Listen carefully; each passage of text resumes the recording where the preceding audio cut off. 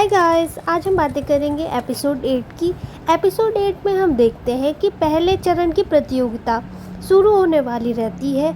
यहाँ पर जियंग सबसे पहले ब्रेस्ट पोक बनाने का सोचती है, लेकिन जब उसे पता चलता है कि उसका मेन इंग्रेडिएंट गोचारू, जिसका मतलब कि रेड चिलीज पाउडर होता है, वो मिसिंग है, तो वो अपने इंग्रेडिएंट के ना होने के कारण अपना मेन्यू चेंज कर देती है और लास्ट मिनट पे वो डिसाइड करती है कि वो राइस वाइन से बनने वाली एक फ्रेंच डिश बर्जियन को बनाएगी और यहाँ पे वो बर्जियन बनाने लगती है। हम यहाँ पे मिंग के बावर्ची को देखते हैं। मिंग के बावर्ची डाइस्ड चिकन बना रहे होते हैं। दोस्तों, इस प्रतियोगिता की मूल भावना ये थी कि इस प्रतियोगिता में उन्हें ऐसा मीट बनाना है जो इस सदी के लोगों ने पहले कभी नहीं चखा था। दोस्तों, सभी लोग प्रतियोगिता की तैयारी में जी जान लगा रहे थे। तभी जियंग को एहसास होता है कि किसी ने मिर्च पाउडर को यूज़ किया है, क्योंकि उसे मिर्च पाउडर की स्मेल आ रही होती है। वो देखती है कि मिंग डायनेस्टी के बावर्ची झू फाओजेऊ अपने चिकन में एक अजीब सा पाउडर यूज़ कर रही है, तो उसे लगता है कि ये पाउडर कुछ और नहीं बल्कि उसका चिली पाउडर ही है।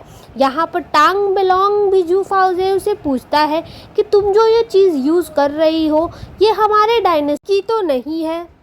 टांग मिलोंग झू फाओजेऊ से पूछता है कि तुम्हें ये मिर्च का पाउडर कहाँ से मिला, तो झू फाओजेऊ उसे कहती है कि अभी हमें प्रतियोगिता पर ध्यान देनी चाहिए, इसके बारे में हम बाद में बात करेंगे।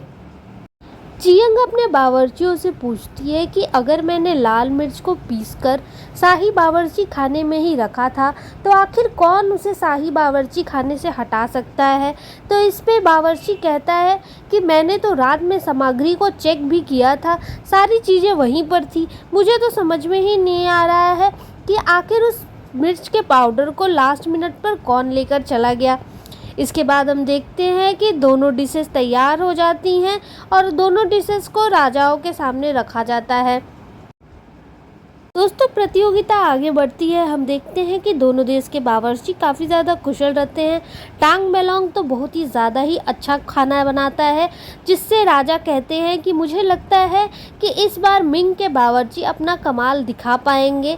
लेकिन शाही बावर्ची भी काफ़ी ज़्यादा मेहनत कर रही हैं। यहाँ पे हम देखते हैं कि जियंग अपने बावर्चियों से कहती है कि हमारे शाही बावर्ची खाने में जितनी भी रेड वाइन बची हुई है वो सब लेकर आओ। यहाँ पर ये लोग पहली बार वाइन में चिकन को पकते हुए देखते हैं।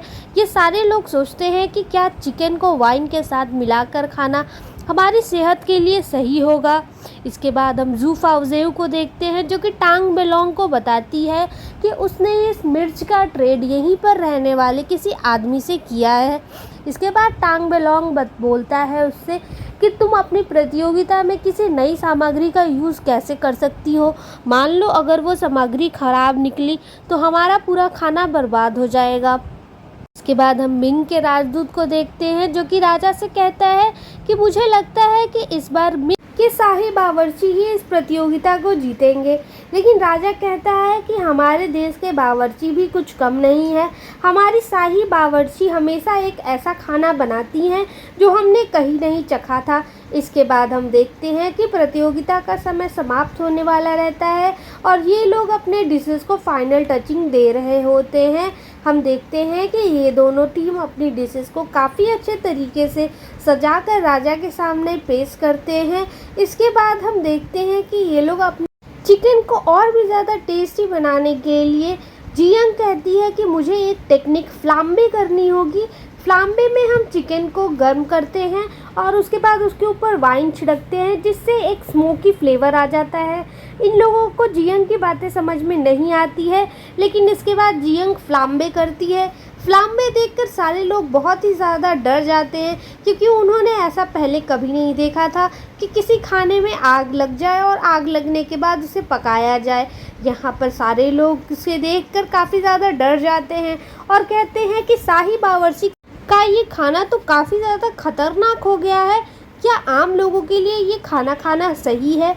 इसके बाद हम देखते हैं कि ये लोग अपने डिश को तैयार कर रहे होते हैं और सभी लोगों के लिए प्लेटिंग कर रहे होते हैं।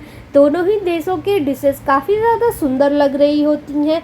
इसके बाद समय समाप्त हो जाता है और ये दोनों डिशेस अपने साथ रख देते हैं। इसके बाद हम देखते हैं शाही निरीक्षक वहाँ आती हैं और दोनों के डिशेस को लेकर राजा के सामने और राजदूत के सामने रखती हैं। सबसे पहले ये लोग जोशोन का पकवान ट्राई करते हैं। हम देखते हैं कि दोनों को जोशोन का पकवान काफ़ी ज़्यादा पसंद आता है। राजा और राजदूत दोनों ही ये पकवान खाकर काफ़ी ज़्यादा खुश होते हैं। इसके बाद हम देखते हैं कि ये लोग पूछते हैं कि आखिर तुमने इसे कैसे बनाया और तुम ये कैसे कह सकती हो कि ये एक ऐसा मीट है जो हमने पहले कभी नहीं खाया। तो इस पे वो बताती है कि महाराज, मैं जहाँ से आई हूँ वहाँ पे ये डिश फ्रांस की माँ अपने बच्चों के लिए बनाया करती हैं और मुझे पता है कि ये डिश कभी किसी ने नहीं चखी होगी, क्योंकि ये आज के समय की डिश है ही नहीं, ये आज से 100 साल बाद की रेसिपी है। राजा और राजदूत युगुन इसके बाद मिंग डायनेस्टी का खाना चखते हैं। मिंग डायनेस्टी का खाना भी काफ़ी ज़्यादा अच्छा रहता है। यहाँ पर मिंग डायनेस्टी के खाने में एक अजीब सा टेस्ट आ रहा होता है जो कि काफ़ी ज़्यादा यूनिक रहता है। तो इस पे वो पूछते हैं कि आखिर तुमने इसमें क्या मिलाया है। तो जू फाउजेऊ कहती है कि मैंने एक लाल तेल मिलाया है और ये टेस्ट उसी का है। लेकिन तभी वहाँ पे जियंग आ जाती है और वो कहती है कि महाराज, मैं मिंग डायनेस्टी का खाना चखना चाहती हूँ, क्योंकि मुझे ऐसा लग रहा है कि जो लाल तेल इन लोगों ने यूज़ किया है वो मिर्च पाउडर का तेल है। जियंग राजा से कहती है कि जब जू फाउजेऊ खाना बना रही थी तभी मुझे एहसास हो गया था कि ये मिर्च पाउडर और कुछ नहीं बल्कि वही चीज़ है जिसकी आज मैं यूज़ करके अपनी मेन डिश बनाने वाली थी। वो महाराज से कहती है कि महाराज, मुझे लगता है कि इन लोगों ने हमारी खास सामग्री को चुराया है। तो इसके बाद टांग मेलोंग जू फाउजेऊ से पूछता है कि आखिर तुम्हें ये सामग्री कहाँ से मिली। तो जू फाउजेऊ कहती है कि मैंने इस सामग्री को चुराया नहीं है बल्कि काली मिर्च के बदले इसका सौदा किया है। टांग बेलोंग कहता है कि तुमने काली मिर्च के बदले इस लाल मिर्च का सौदा आखिर जेशॉन के किस आदमी से किया है। तो जू फाउजेऊ टांग बेलोंग को बताती है कि मैंने काली मिर्च के बदले इसी राज्य के एक मंत्री से लाल मिर्च का सौदा किया है। उसी आदमी ने मुझे कहा था कि अगर तुम मुझे अपनी काली मिर्च दोगी तो मैं भी तुम्हें बदले में एक ऐसी सामग्री दूंगा जिससे तुम्हारे खाने का टेस्ट और भी ज़्यादा बढ़ जाएगा। इसके बाद जू फाउजेऊ राजकुमार जेशान की तरह इशारा करती है और हम लोग को पता चलता है कि राजकुमार जेशन ने ही लाल मिर्च की बोरी को जू फाउजेऊ को दिया था। के बाद राजकुमार जेसन को महाराज के सामने बुलाया जाता है और राजकुमार जेसन महाराज को बताते हैं कि महाराज, मैं सांगवान का निरीक्षक हूँ। दरअसल दोस्तों, सांगवान किचन को बोलते हैं, इसीलिए वो कहता है कि महाराज, मैं सांगवान का निरीक्षक हूँ। इसीलिए जब मैं सांगवान गया तो मैंने देखा कि एक किनारे में कोई बोरी पड़ी हुई है और वो बोरी काफ़ी ज़्यादा मिर्च पाउडर से भरी हुई थी। और महाराज, आपको तो पता है कि हम लोग मिर्च पाउडर का यूज़ नहीं करते, हम मिर्च पाउडर को जहरीला मानते हैं। इसीलिए मुझे लगा कि मुझे ये इसे दे देना चाहिए। इसीलिए मैंने मिंग डायनेस्टी के बावर्चियों को ये चीज़ दे दी। महाराज, आपको तो पता है कि रात महल के सारे लोगों की जिम्मेदारी मेरे ऊपर है, इसीलिए मैं इतनी जहरीली चीज़ को वैसे बाहर नहीं छोड़ सकता था। इसके बाद हम देखते हैं कि ये लोग राजकुमार जेशन को माफ़ कर देते हैं। दोस्तों, क्योंकि शाही बावर्ची की मुख्य सामग्री को मिंग डायनेस्टी के बावर्ची ने ले लिया था, इसीलिए मिंग डायनेस्टी का खास बावर्ची टांग बेलोंग ये घोषणा करता है कि हम अपनी हार स्वीकार करते हैं। और इसी के साथ महाराज यॉन ही पहले चरण की प्रतियोगिता में कहते हैं कि दोनों देश बराबरी पर हैं। इसके बाद हम रात में देखते हैं कि बावर्ची यॉन अपने बावर्चियों से बातें कर रही होती हैं कि हमें अपने खाने को लेकर काफ़ी ज़्यादा, क्योंकि जियंग कहती है कि गलती इसमें मेरी ही है, मैं ही अपनी सामग्री को संभाल कर नहीं रख पाई। इसके बाद हम दोनों देश के बावर्चियों को देखते हैं जो कि आज के मुकाबले की बातें कर रहे होते हैं। जियंग अपने बावर्चियों से कहती है कि मैंने जितना सोचा था मिंग डायनेस्टी के बावर्ची तो उससे भी ज़्यादा टैलेंटेड है। इधर मिंग डायनेस्टी के लोग भी यही बातें कर रहे होते हैं कि जेशन की मुख्य राज रसोइया तो काफ़ी ज़्यादा ही होनहार है, इसीलिए उसे हराने के लिए हमें कल और भी ज़्यादा मेहनत करनी होगी।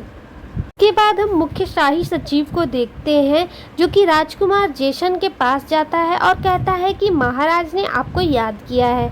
इसके बाद हम देखते हैं महाराज राजकुमार जेसन पे काफ़ी ज़्यादा गुस्सा होते हैं और वो कहते हैं कि अगर आपको पता था कि ये मुख्य सामग्री हमारे लिए कितनी ज़्यादा ज़रूरी है, तब भी आपने ये सामग्री मिंग डायनेस्टी के लोगों को क्यों दी? क्या आप बताएंगे कि बची हुई सामग्री का आपने क्या किया? तो इसके बाद राजकुमार जेसन कहते हैं कि बची हुई सामग्री मैंने गोदाम में रखवा दी है। तो महाराज कहते हैं कि आप शाही सचिव को बताइए। शाही सचिव वो सामग्री लेकर वापस शाही बावर्ची को दे देंगे। इसके बाद हम चौथी शाही सखी को देखते हैं, जो कि अपनी दासी चुओल से कहती है कि तुम शेफ मियोंग को अभी यहाँ पर बुलाकर ले आओ। तो इसके बाद हम शेफ मियोंग को देखते हैं। शाही सखी शेफ मियांग को धमकी देती है कि अगर तुमने कल की प्रतियोगिता में भी अच्छा प्रदर्शन किया और तुम्हारी वजह से जेसान की अगर जीत होती है तो मैं तुम्हारी माँ को जिंदा नहीं छोड़ूंगी। दोस्तों, दूसरे दिन की प्रतियोगिता शुरू हो जाती है और आज की प्रतियोगिता का मुख्य विषय था एक दूसरे की पारंपरिक खाना को बनाना। जियंग यहाँ पे आज भुनी हुई बतख बनाने वाली थी और मियांग डायनेस्टी के लोग आज टेम्पल फूड बनाने वाले रहते हैं, जो कि जेसॉन के मंदिरों में बनाया जाता है। मिंग डायनेस्टी के लोग अपने साथ एक सुनहरा कमल भी लेकर आए थे। जो मिंग राजवंश का मुख्य राजदूत कहता है कि भुनी हुई बतख बनाना इतना भी आसान नहीं है। मुझे नहीं लगता कि आपकी शाही राजदूत हमारे देश का ये पारंपरिक भोजन बना पाएगी। इसके बाद महाराज यौन ही कहते हैं कि मुझे अपनी शाही बावर्ची पर पूरा भरोसा है, वो इस डिश को काफ़ी अच्छे से बना लेंगी। दोस्तों, जब यहाँ पे मीट को कट करने का समय आता है तो हम देखते हैं कि मियांग को कल रात शाही सखी ने धमकी दी थी, जिसकी वजह से वो डर जाता है और वो अपने हाथ को काट लेता है।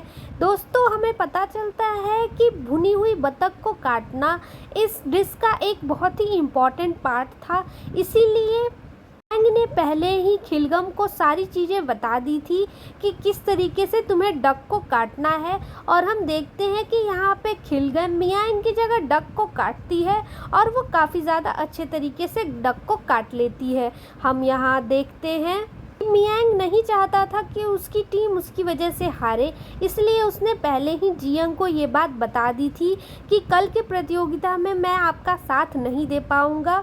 जिस पे जियंग कहती है कि मुझे पता है कि तुम्हें किसी ने धमकी दी है। दोस्तों, इसके बाद हम देखते हैं कि इन दोनों देशों की डिशेस तैयार होने वाली रहती है और ये दोनों अपनी डिशेस को काफ़ी अच्छे तरीके से बना रहे होते हैं। इन दोनों देश के डिशेस काफ़ी ज़्यादा अच्छे रहते हैं। जेसन ने मिंग राजवंश का भुनी बतख और मिंग राजवंश ने जेसन राजवंश का शाही मंदिर का खाना बनाया था, जो एक पारंपरिक भोजन था। इसके बाद ये दोनों राजा इन दोनों के पारंपरिक पकवानों को खाकर काफ़ी ज़्यादा एंजॉय करते हैं। लेकिन दोस्तों, जब मार्क्स देने की बारी आती है तो हम देखते हैं कि एपिसोड यहीं पे ख़त्म हो जाता है। इसके बाद वाले एपिसोड में हमें पता चलेगा कि इस राउंड की प्रतियोगिता को आखिर कौन जीतता है। दोस्तों, हमारे चैनल को सब्सक्राइब करिए और सपोर्ट करिए। Thank you for watching. Stay updated.